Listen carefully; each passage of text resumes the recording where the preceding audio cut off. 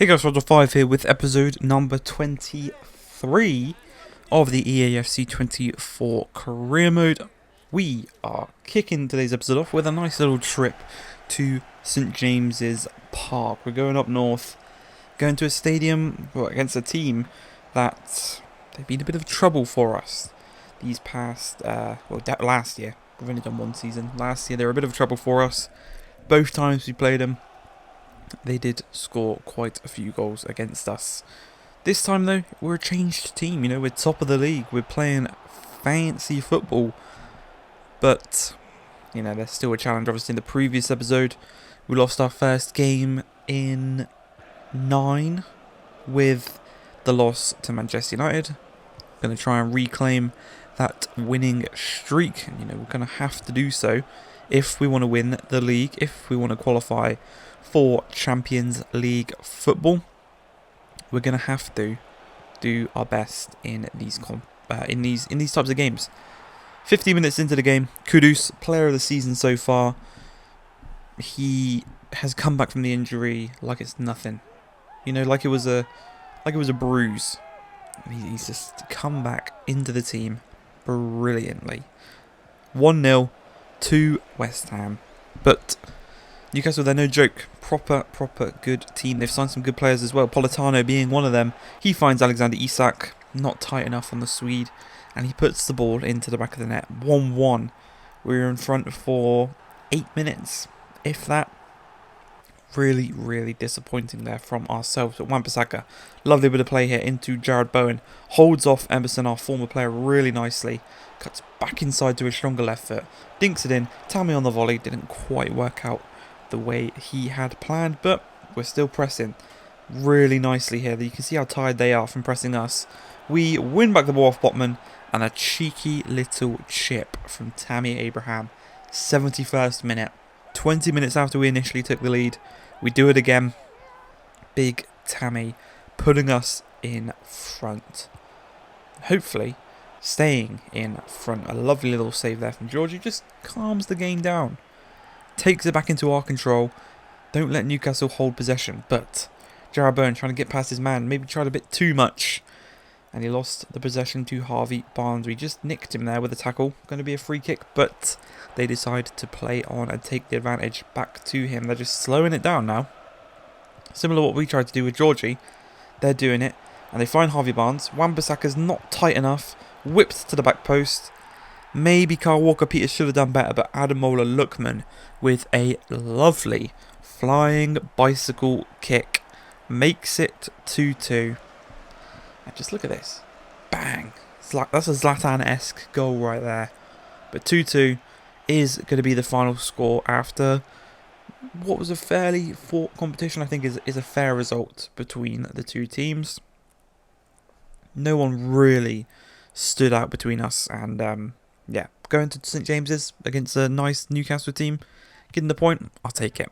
What we should be doing though is coming back to the London Stadium, taking on Bournemouth. We should be getting all 3 points, but Bournemouth, they've been a thorn in our side throughout this career mode, always seeming to score quite a lot of goals against us. First game of last season, they beat us 5-3. Knocked us out of Carabao Cup last season, beating us 4-3. Now here, 5 minutes in, 1-0 up on St Edouard. Georgie did well to punch the cross away, but he actually punched it and left his goal stranded, basically. So, right idea, wrong execution. We'll live and you learn. But 1-0 down, can't stand for very long. We have to get back into this one. And with Kudus in the form that he is in, give him the ball. Everything he touches turns to gold. Brilliant from our main man there. Back on level terms. Just cuts inside onto a stronger left foot. Slams it into the opposite corner. And on back level terms, we can fight again. But just before half time, Odsonne Edouard holds up the ball nicely. Causes a little path for Traore to run into. And he goes and puts Bournemouth back in front at the worst possible time for us. Just before half time. So, big things needed to change. What we did is we brought on Tammy Abraham for Callum Wilson, our main man. and we're going to let him cook up in that striker position. Wan-Bissaka here runs to the byline. He's not the type of man that's going to be shooting, and you can tell. Crossed it in a position where he probably should have shot from, but we did receive a corner. We are deadly from corners. Corners are like penalties for us because we have got Tammy, we've got Alvarez, we've got Harry Maguire now, Aged, Mavropanos. All of these tall players that can just nod it in perfectly. But we're back on level terms. Got some time to fight in this one, and we have to come home with the win. But Traore, another chance here, but Acosta, the most insane tackle you will likely see this season. Aged denies the chance of Bournemouth possibly getting a third and possibly going on to win the game. But here, Willy Gnonto, final 20 minutes, we've still not got back into this one. Costa on his weaker right foot puts it wide of the post. Here, corner, claims it. That's what he should have done in the first chance of the game. Claim it, hold it, chuck it out to Kudus. He's quicker than Kirkez, and he's about to prove that he has. He cuts inside, plays a wonderful through ball to Jared Bowen. He gets it onto a stronger left foot. Well saved by the keeper. Still 2-2. We should be winning this one, but doesn't look like it. With 2 minutes left to go, we're going to have one last hurrah. Willy Gnonto charges into some space. He finds Edson Alvarez. He finds Bowen. Bowen can't quite find Tammy, and it looks like it's all but over, but a poor back pass finds our man in Kudus. He's just going to play it inside the Ward-Prowse. Tammy's taken out by Smith. Referee deems a penalty to West Ham. 30 seconds remain in this game. I'd say that's a penalty. Doesn't get the ball, gets all the man, stops him from having a shot. Tammy is the man that steps up. 12 yards out. 1-on-1 with Benitez. Top right-hand corner. Keeper can't get to that. 3-2. We sub on Tammy at 1-1. No, we sub on Tammy at 2-1, sorry. He scores twice in the second half. Wins us the game. 3-2. Because that is what Tammy Abraham does. The best striker in the Premier League right now. Form-wise, after last season and this season, 100% he is. But here, quarterfinals of the Carabao Cup. We've got Everton, our first Premier League opposition in this trophy, and actually, probably the toughest team. Well, obviously the toughest team we've played so far. But actually, they are just.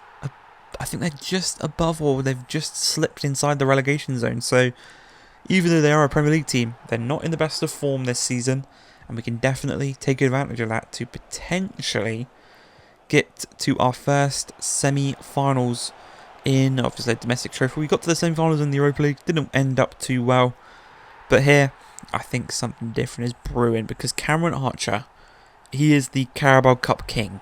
He is just insane in this competition. Something inside of him changes when it's a Carabao Cup game, because he doubles our lead. He goes and gets like his, I want to say, 7th goal in the Carabao Cup. Obviously, this is being played on Christmas Day. So, we've got a packed out London Stadium on Christmas Day, ruining the Everton fans, the away fans that have come down from Merseyside down to watch their team in London on Christmas. A little Christmas present for the kids, and we're ruining it for them. And I love it. I absolutely love it. Here, Willy Gnonto up against John. Just send him in for a ride. He can't deal with him. This is what I'm saying. The quality of this rotational team is, we're proving it here. Relegation to mid-table, somewhere between there, this team would finish. And with Cameron Archer in his Carabao Cup form, they could even push for European football. But 3-1 here against Everton. We're cruising. Wilson almost makes it 4. Going to deflect. You know what's going to happen here. Almost like a penalty. And it's Wilson, the man that, he knew he had a better chance scoring from the corner. That's why he deflected it off and let it go out for the corner, because he knew he would score this header. 4-1 in the Carabao Cup. We are through to the semi-finals of this competition, and there is some very strange teams left in this one. There's Preston, City, and United. Semi-finals next month, 2-legged affair. We will be playing Manchester United. Probably going to face City, in the final because they've got Preston North End, but that's absolutely fine. United obviously they defeated us last episode. They're a team we are yet to defeat, just like the team we're playing right here, Spurs. In what could possibly be the most boring game of the season so far, we go all the way to the 78th minute of this one. Richarlison on the ball, down Spurs' left-hand side. He cuts past Wan-Bissaka. He holds off Lucas Paqueta, so little rage tackle. Couldn't get the ball. You know, he was angry that he got mugged off. It happens in real life all the time. And it was at this point when I saw that number 10 Maddison, I realised we might have messed up here. Because as he stands over the ball, he calls over Porro. Porro does the dummy run, so we pull Costa out of the wall, and that exact space where Costa had just got pulled out of the wall, Maddison puts it, and he puts it into the back of the net. You'll see on the replay here. The dummy run from Porro causes Costa to run out, and just look where he puts the ball. Costa would have blocked that, and we probably would have ended with a 0-0 draw. But as a result of that fantastic set piece, we lose 1-0. Once again, we lose to Spurs. Tammy is distraught. Form's taken a bit of a shake these past few games. The draws to Newcastle, the loss to Spurs, the loss to United, the win to Bournemouth. But we're still top of the league. We have approached January. It's January the 1st now, so the transfer window is officially open. This is what the youth reports look like. We can say goodbye to Keylor Navas, goodbye to Said Ben Rama. And we have a nice little report here. You can keep an eye on Ethan Hodges.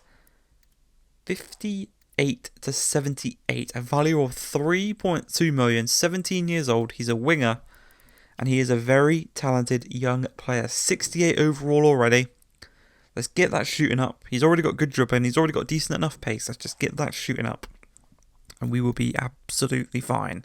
3 months is up from when we last sent our boys out, so we are going to scout some new areas. Knut Ing Henriksen, he is going to be going to the United States for 3 months, and Emilio Cortez is going to be going to Asia, more specifically Korea, for 3 months. Like I said, top of the Premier League, game in hand, 1 point difference between us and Liverpool. We play bottom of the league Southampton on January the 1st, so we extend that to a nice 4-point lead, which would be very nice. But you look at the table, you can see, as we stated, Everton, they're just outside, but Bournemouth, Luton and Southampton, current relegation threatened teams, not looking too good for them. But 58.4 million to spend in January. We're probably not going to spend all of it, but maybe pick up some players just to add to the rotation. And yeah, obviously we probably need a third choice goalkeeper now because Navas is gone. A couple of other players, but looking at this lists, we top the goals, we top the assists, with 4th place with Georgie in the clean sheets. And actually, to end the episode, all of our members of staff are now experts in the balanced playstyle. So I hope you guys have enjoyed this episode though. If you have, please like, subscribe, and peace.